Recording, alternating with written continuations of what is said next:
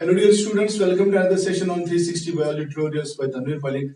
From today we are going to start a lecture series on the cell cycle. Cell cycle बहुत ही important chapter है हमारी biology का, ठीक है ना? तो आज हम cell cycle start करते हैं, ठीक है ना? So it will consume 5-6 lectures. तो हम ये कोशिश करेंगे कि ज्यादा से ज्यादा कम टाइम में हम इसको कवर करें, ठीक है ना? तो पहले हम जानते हैं कि सेल साइकिल क्या होता है. मैंने ऑलरेडी यहाँ पे लिखा है ताकि हमारा टाइम सेव हो जाए, ठीक है? सेल साइकिल क्या होता है? Sequence of events involving growth and division which a cell undergoes from the time of its formation from parent cell to its own division into daughter cells, ठीक है ना? मान लीजिए हमारे पास एक सेल है, ठीक है, और ये सेल हमें पता है कि ये एक पैरेंट सेल से बनती है, ठीक है ना? ये किसी सेल से बनती है, ठीक है? तो अब ये सेल जो है हमें इस सेल का सेल साइकिल पढ़ना है, ठीक है ना? तो सेल साइकिल क्या होता है? अब इस सेल में क्या होता है कि सीक्वेंस ऑफ इवेंट्स होते हैं, बहुत सारे ऐसे इवेंट्स होते हैं, बहुत सारे ऐसे फेजेस होते हैं, बहुत सारी ऐसी चेंजेस होती हैं इस सेल में, और उन फेजेस के दौरान, उन इवेंट्स के दौरान होता क्या है? ये सेल ग्रो करती है, ठीक है ना? एक तो ग्रो करती है, एक तो डिवाइड करती है, ठीक है ना? और इसमें क्या आता है?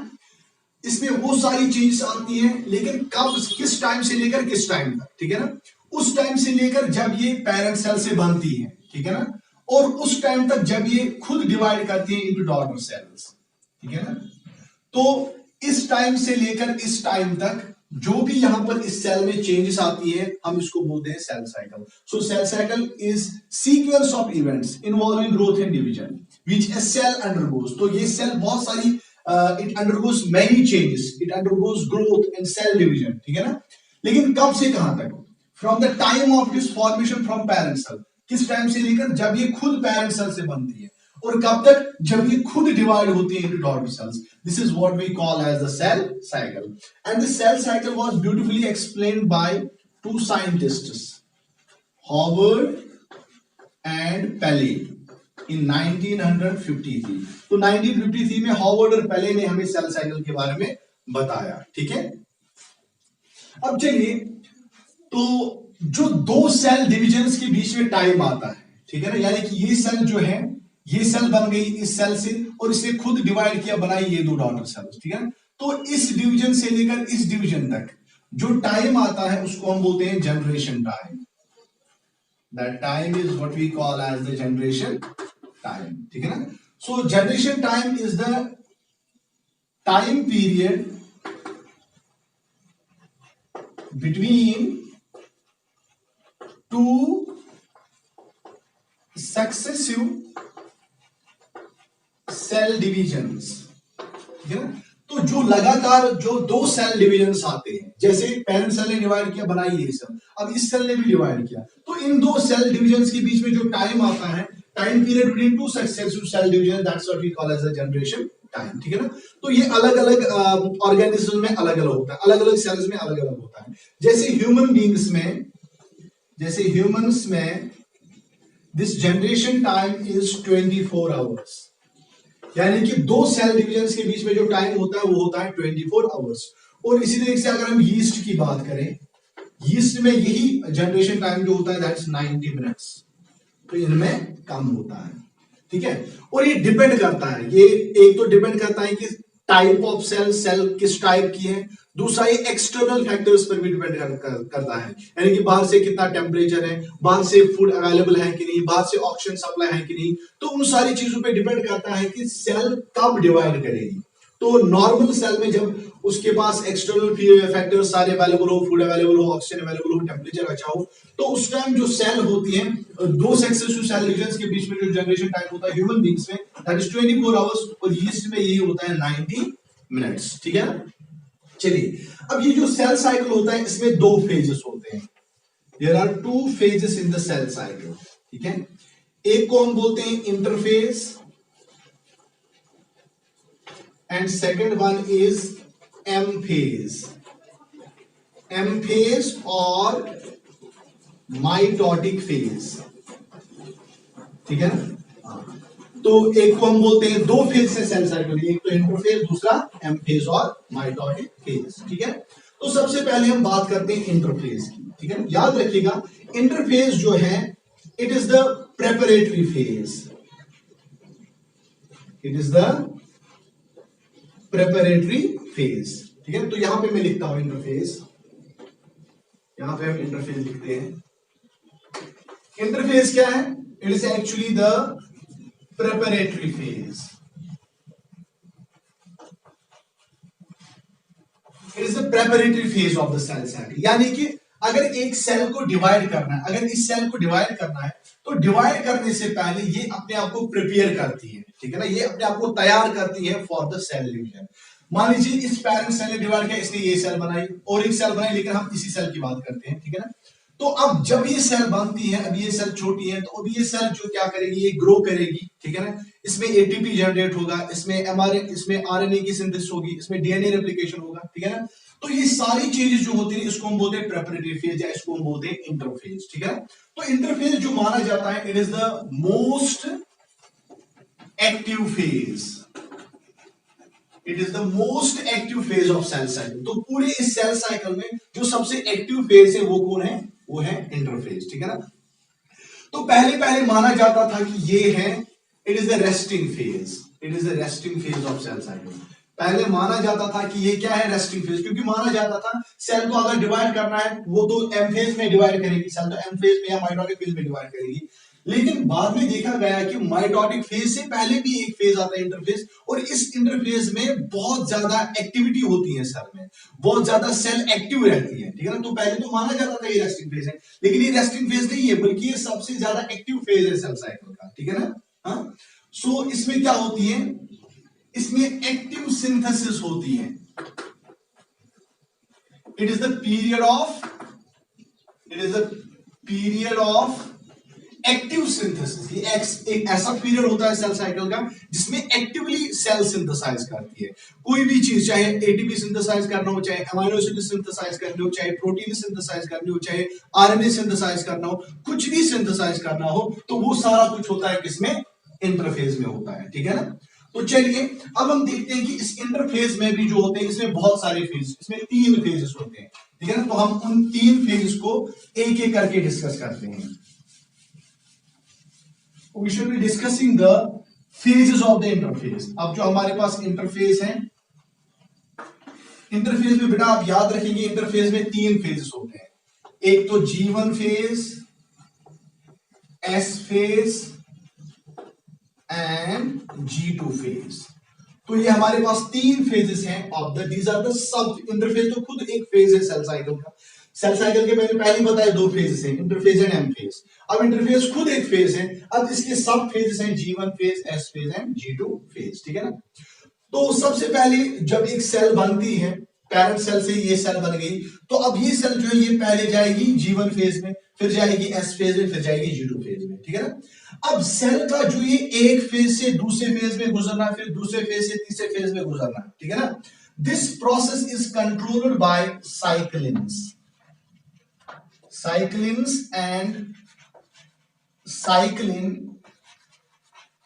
डिपेंडेंट काइनेसिस, या जिनको हम शॉर्ट में लिखते हैं सीडीकेज, ठीक है। तो इस सेल का एक फेज से दूसरे फेज में गुजरना, दूसरे फेज से तीसरे फेज में गुजरना, ये किस चीज की वजह से होता है? ये होता है साइक्लिन्स की वजह से और साइक्लिन डिपेंडेंट काइनेसिस की वजह से। ये दरअसल प्रोटीन्स होते हैं, साइक्लिन्स और साइक्लिन डिपेंडेंट काइनेसिस होते हैं प्रोटीन्स, और यही प्रोटीन्स ट्रिगर करते हैं एक सेल को to enter into the next phase, then from next phase to the third phase, ठीक है ना। तो ये सारा कुछ इन्हीं की वजह से होता है। Now we shall be discussing these 3 phases one by one. चलिए हम इनको एक एक करके डिस्कस करते हैं, ठीक है। अब सबसे पहले हम डिस्कस करते हैं, first of all we shall be discussing the G1 phase, G1 phase, ठीक है। तो इसको हम बोलते हैं गैप फर्स्ट फेज, भी इसको हम बोलते हैं, ठीक है, या इसको हम बोलते हैं फर्स्ट ग्रोथ फेज, ठीक है, या दूसरा हम इसको बोलते हैं पोस्ट माइटोटिक फेज, या इसको हम बोलते हैं प्री सिंथेटिक फेज, तो बहुत सारे नामों से हम G1 फेज को पुकारते हैं, ठीक है ना। तो G1 फेज का पहला है, इसका नाम गैप फर्स्ट फेज भी इसको बोलते हैं, फर्स्ट ग्रोथ फेज भी इसको बोलते हैं, पोस्ट माइटोटिक फेज भी इसको बोलते हैं। क्यों बोलते हैं? मान लीजिए ये हमारे पास एक सेल है, ठीक है ना। अब जब इसका सेल साइकिल हम पढ़ते हैं, इसकी सेल साइकिल में पहले इंटरफेज आता है, इंटरफेज में पहले G1 फेज, फिर S फेज, फिर G2 फेज, और ये तो होगा इंटरफेज। अब इंटरफेज के बाद क्या होगा? इस इंटरफेज के बाद होगा M फेज, ठीक है ना। अब इस सेल ने डिवाइड किया, इसने और एक सेल बनाई, ठीक है ना। अब इस सेल में भी पहले G1 होगा, फिर S होगा, फिर G2 होगा, फिर M फेज होगा, ठीक है ना। तो मान लीजिए ये सेल जो है ना, इससे पहले क्या होगा? इससे पहले होगा G1 फेज, लेकिन G1 फेज इस सेल का लास्ट फेज क्या था? M phase. अब चूंकि M फेज के बाद नेक्स्ट सेल में पहला फेज आता है G1 phase, this the reason why it is called as post mitotic phase, क्योंकि इस M फेज के बाद आता है, ठीक है।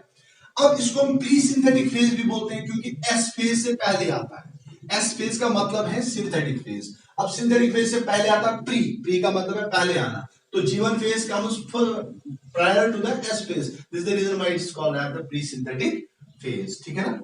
अब चूंकि इसका नाम ही है फर्स्ट ग्रोथ फेज, तो इसमें पहले सेल क्या करेगी? पहली बार सेल ग्रो करेगी, और इसके दौरान क्या क्या चेंजेस आएंगी सेल में? एक तो बेटा ATP सिंथेसाइज होगा, ठीक है ना। एक तो RNA सिंथेसाइज होगा।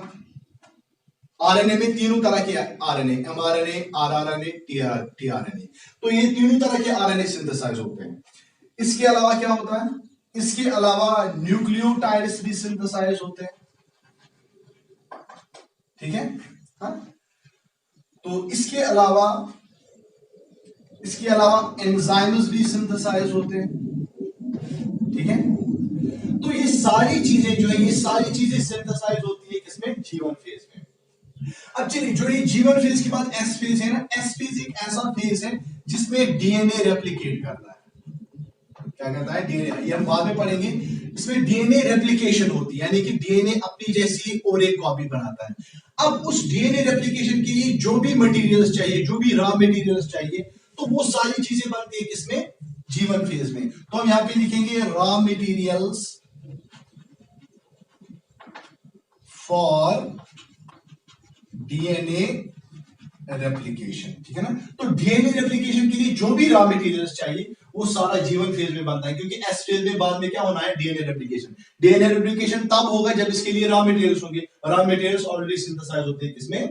G1 फेज में, ठीक है ना। हाँ, चलिए, तो यहां पर मैंने ऑलरेडी जो ये सेल है, तो इसके मैंने यहां पर ऑलरेडी ये है पूरा सेल साइकिल मैंने दिखाया है, इसके मैंने फेजेस दिखाए हैं, ठीक है ना। एक है G1 phase, S phase, G2 phase. तो ये तीनों चीजें जो है यहां से लेकर यहां तक, तो ये सारा है इंटरफेस, ठीक है ना। तो इंटरफेस मैंने इतना क्यों दिखाया? याद रखिएगा, सेल साइकिल में इंटरफेस जो होता है सबसे लॉन्गेस्ट फेज होता है, ठीक है ना। जैसे मैंने पहले आपको बताया, ह्यूमन बीइंग्स में सेल साइकिल होता है, सेल साइकिल का जो जनरेशन टाइम होता है वो होता है 24 आवर्स। उस 24 आवर्स में जो 22 आवर्स और 15 मिनट्स होते हैं वो कंज्यूम करता है कौन? इंटरफेस। यहां कहेंगे 95% टाइम जो होता है जनरेशन टाइम का वो कंज्यूम करता है कौन? इंटरफेस। उसके बाद जो 5% बचता है वो 5% कौन इस्तेमाल करता है? ये वाला, this whole is M phase, ठीक है ना। हाँ, तो आप याद रखेंगे इस G1 फेज को आप यहीं पे छोड़ दीजिए। जो M फेज होता है, M फेज में दो फेजेस आते हैं, ये मैं बाद में इसको मैं यहाँ पे मैं एक पॉइंट भूल गया था, वो पहले हम डिस्कस करते हैं, बाद में हम इस पे वापस आ जाते हैं। M फेज में आप याद रखिएगा, M फेज में दो सब फेजेस आते हैं। एक तो आता है कैरियोकाइनेसिस, दूसरा है साइटोकाइनेसिस। याद रखिएगा, M फेज में दो सब फेज है, कैरियोकाइनेसिस एंड साइटोकाइनेसिस, ठीक है। कैरियोकाइनेसिस का मतलब है न्यूक्लियस डिवाइड होना, साइटोकाइनेसिस का मतलब है साइटोप्लाज्म डिवाइड होना, ठीक है ना। अब कैरियोकाइनेसिस जो है इसके भी 4 फेजेस हैं। कितने हैं? 4 फेजेस। एक है प्रोफेज,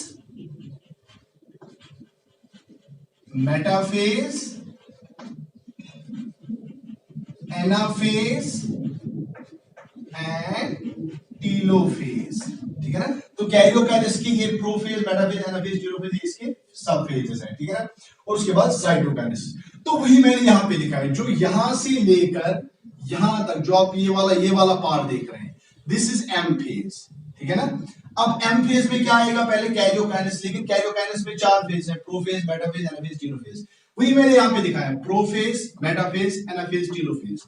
अब जब ये टेलोफेज खत्म हो जाएगा, उसके बाद क्या हो जाएगा, साइटोकाइनेसिस। तो इस वाले पार्ट में मैंने लिखा है साइटोकाइनेसिस। तो यहां से लेकर यहां तक कैरियोकाइनेसिस, फिर यहां पे साइटोकाइनेसिस, ठीक है ना। अब वापस आते हैं जीवन फेज में। जीवन फेज को हम बोलते हैं first phase, first growth phase, post mitotic phase, pre synthetic phase.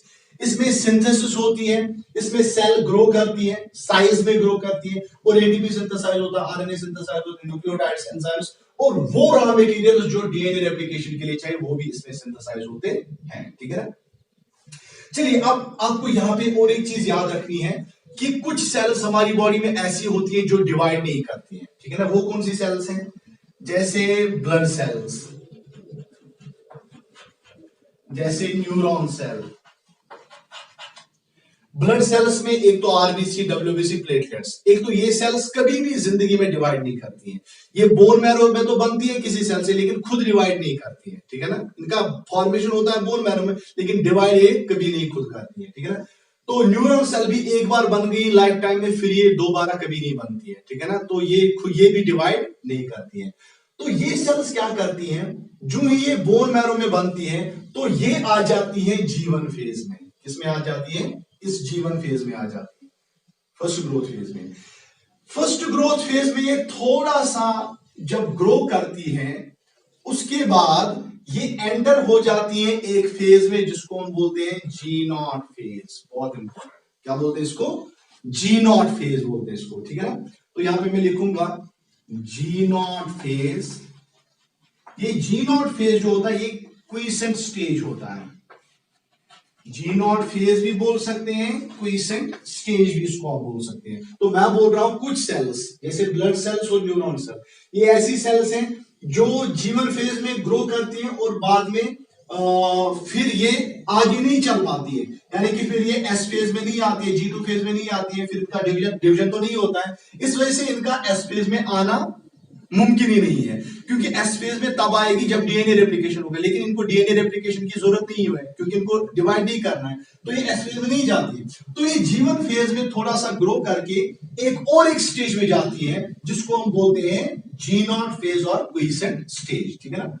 अब इसको पहले तो हम लिखते थे यहां पर जी नॉट फेज में, इसको यहाँ जीवन फेज में यहां पे हम दिखाते थे जी नॉट फेज, ठीक है ना। लेकिन अब हम इसको ऐसे दिखाते हैं, यहां पे हम 2 एरोज ऐसे डालते हैं, ठीक है, ऐसे। तो इसका मतलब है this is G nought phase, ठीक है। तो आप ऐसे नहीं लिखेंगे क्योंकि कुछ बुक्स पे ऐसे लिखा है, मैंने इस वजह से ऐसे भी दिखाया है। अदरवाइज ये ऐसे हम दिखाते हैं एरो से। एरो का मतलब है कि ये सेल्स क्या करती है, ये सेल्स यहां जीवन फेज में थोड़ा सा ग्रो करके बाहर निकल जाती है, यानी कि इस साइकिल सेल साइकिल से बाहर निकल जाती है और एक क्विसेंट स्टेज में आ जाती है, और इस स्टेज में ये इनएक्टिव रहती है, ठीक है। इस स्टेज में मेटाबॉलिकली कंटिन्यूअसली एक्टिव रहती है जब तक ये जिंदा रह पाए, ठीक है ना। चलिए, ये तो हो गई इन सेल्स की बात। बाकी सेल्स में क्या होगा, जो ही जी फेज कंप्लीट होगा उसके बाद सेल जाएगी किसमें, एस फेज में जाएगी, ठीक है ना। Now we shall be discussing about next phase, that is S phase. चलिए अब हम एस फेज डिस्कस करते हैं। S phase, S phase is also called as synthetic phase. S phase का दूसरा नाम क्या है, सिंथेटिक फेज, ठीक है ना। तो सिंथेटिक फेज का मतलब यहां पे कुछ सिंथेसाइज हो रहा है। क्या सिंथेसाइज हो रहा है, यहां पे असल में डीएनए रेप्लिकेशन होती है। क्या होती है, डीएनए रेप्लिकेशन यहां पे होती है, यानी कि डीएनए अपनी एक और कॉपी बनाता है, ठीक है ना। मान लीजिए हमारे पास एक सेल है, ये एक सेल है हमारे पास और ये इसका न्यूक्लियस है। ये मान लीजिए हमारी अपनी ह्यूमन सेल है। अब मान लीजिए इसमें है 2C अमाउंट ऑफ डीएनए। क्या है, C का मतलब हम यहां पे दिखा रहे हैं अमाउंट ऑफ डीएनए। मान लीजिए इसमें 2C अमाउंट ऑफ डीएनए है। अब जो ही एस फेज में सेल आएगी तो इसका जो डीएनए है ये डुप्लीकेट हो जाएगा, ये रेप्लिकेट हो जाएगा। अब 2C DNA से क्या हो जाएगा 4C DNA, ठीक है, 4C DNA। डीएनए कंटेंट यहां पे डबल हो जाता है, लेकिन chromosome number remains same. Chromosome number remains same. Chromosome number same क्यों रहता है? आपको हालांकि हमें आगे जाके पढ़ना है, लेकिन थोड़ा सा मैं यहां पे आपको बताता हूं। अभी तक इस सेल में जो क्रोमोसोम होता है, ये होता है ऐसे। This is called as a chromosome in monad form. अब मान लीजिए इसमें 46 क्रोमोसोम्स मोनोड फॉर्म में है, ठीक है ना। तो जो ये अब क्रोमोसोम भी DNA, it is a specific part of DNA, ठीक है ना। तो अब जब ये एस फेज में डीएनए रेप्लिकेशन होगी, तो बेटा क्रोमोसोम नंबर भी क्या हो जाएगा, ये भी अपनी कॉपी बनाएगा, ठीक है ना। तो ये अपनी कॉपी ऐसे बनाता है, ठीक है ना। अब ये क्रोमोसोम बन गया, but this is chromosome in dyad form, ठीक है ना। याद रखिएगा, ये मान लीजिए this is chromosome in monad form. तो ऐसे ऐसे करके इस सेल में 46 क्रोमोसोम्स होते हैं, ठीक है ना। तो जो ही रेप्लिकेशन होती है, तो ये क्रोमोसोम्स भी अपना और एक क्रोमैटिड बनाते हैं। अभी तक इसके पास एक ही क्रोमैटिड था, ठीक है ना। अब इसने और एक क्रोमैटिड बनाया। तो अब ये भी एक ही क्रोमोसोम है, लेकिन this chromosome is in dyad form. यानी कि अभी तक इसके पास 46 क्रोमोसोम्स थे मोनोड फॉर्म में, ठीक है ना। ऐसे ऐसे थे इसमें मोनोड फॉर्म में, ठीक है ना। जो ही रेप्लिकेशन हो गई, तो अब इसमें क्रोमोसोम नंबर वही रह गया, 46 क्रोमोसोम्स ही रह गए, लेकिन वो हो गए किस फॉर्म में, डायड फॉर्म में आ गए, ठीक है ना। तो amount of DNA gets double, but the chromosome number remains same. So this is mostly asked in the NEET examinations that DNA replication occurs in which phase? तो S phase में होता है, ठीक है ना। इसके अलावा और एक चीज होती है S phase में, दैट इज सेंट्रियोल डिवाइड्स। इसमें और क्या होता है, सेंट्रियोल भी डिवाइड करता है। तो सेंट्रियोल का डिवीजन भी होता है किसमें, एस फेज में। हालांकि रेफरेंसेस पे लिखा है कि सेंट्रियोल का जो डिवाइड है, डिवीजन है, वो G2 फेज में होता है, लेकिन टेक्स्ट पे, एनसीईआरटी की टेक्स्ट बुक पे लिखा है कि वो एस फेज में होता है। तो अगर नीट में आएगा तो आपको लिखना है कि DNA replication occurs in S phase because it's mentioned in your NCERT text book, ठीक है ना। हाँ, तो ये तो हो गया एस फेज में। एक तो इसमें डीएनए रेप्लिकेशन होती है, और दूसरा इसमें सेंट्रियोल डिवाइड करता है, यानी कि एक सेंट्रियोल होता है सेल में, अब ये डिवाइड करता है तो दो सेंट्रियोल, यानी कि पेयर ऑफ सेंट्रियोल आ जाता है किसमें, सेल में, ठीक है। ये हो गया एस फेज। अब इसके बाद क्या है, इसके बाद रह जाता है हमारा तीसरा वाला, that is G2 phase. G2 phase is also called as gap second phase या सेकंड गैप फेज, या इसको हम बोलते हैं second growth phase, second growth phase, या इसको हम बोलते हैं पोस्ट सिंथेटिक फेज, ठीक है। क्योंकि ये G2 फेज किसके बाद आ रहा है, एस फेज के बाद आ रहा है, तो इस वजह से इसको बोलते हैं पोस्ट सिंथेटिक फेज, यानी कि सिंथेटिक फेज के बाद आ रहा है, ठीक है। और इसको बोलते हैं गैप सेकंड फेज भी, सेकंड ग्रोथ फेज भी। सेकंड ग्रोथ फेज क्यों बोलते हैं, क्योंकि यहाँ पर दोबारा सेल के अंदर ग्रोथ हो जाती है, ठीक है ना। एक तो पहले G1 फेज में ग्रोथ हुई थी, ठीक है ना, और यहां पर फिर से ग्रोथ हो जाती है, और ज्यादा एटीपी सिंथेसाइज हो जाता है, और ज्यादा आरएनए सिंथेसाइज होता है, और ज्यादा एंजाइम सिंथेसाइज हो जाते हैं, ठीक है ना। और इसके अंदर जो होता है ऑर्गेनेल्स डबल हो जाते हैं। क्या हो जाते हैं, ऑर्गेनेल्स डबल हो जाते हैं, क्योंकि इस सेल में जो ये इंटरफेस हो रहा है, जो ये ग्रोथ हो रही है, क्योंकि इसमें सारी चीजें डबल क्यों हो रही है, क्योंकि इस सेल को बाद में डिवाइड होना है दो सेल्स में, तो दो सेल्स में बराबर बराबर क्वांटिटीज में हर एक चीज आनी चाहिए ना। तो इस वजह से यहां पर होती है हर एक चीज की डुप्लीकेशन इंटरफेस में, ठीक है ना। तो ये सारी चीजें, एक तो एटीपी और ज्यादा सिंथेसाइज होता है, आरएनए और ज्यादा सिंथेसाइज होता है, एंजाइम्स और ज्यादा सिंथेसाइज होते हैं, ठीक है ना। ऑर्गेनेल्स भी डबल हो जाते हैं, ताकि जब दो सेल्स बन जाए उनके बीच में बराबर बराबर क्वांटिटीज में डीएनए भी आ जाए, क्रोमोसोम भी आ जाए, एटीपी भी आ जाए, या बाकी बाकी जो भी मटेरियल्स हैं, वो सारी चीजें इक्वल डिस्ट्रीब्यूशन हो जाए किसमें, इन दो सेल्स में, ठीक है ना। So this was all about the interphase which is a preparatory phase for the cell division, ठीक है ना। तो अब हम नेक्स्ट वाले लेक्चर में देखेंगे ये एम फेज। ये एम फेज क्या होता है। So we shall be continuing this cell cycle in the next lecture with the M phase. Hope you have understood this topic of the cell cycle. We'll meet in the next lecture. Topic will be M phase or mitotic phase. Till then, thank you very much.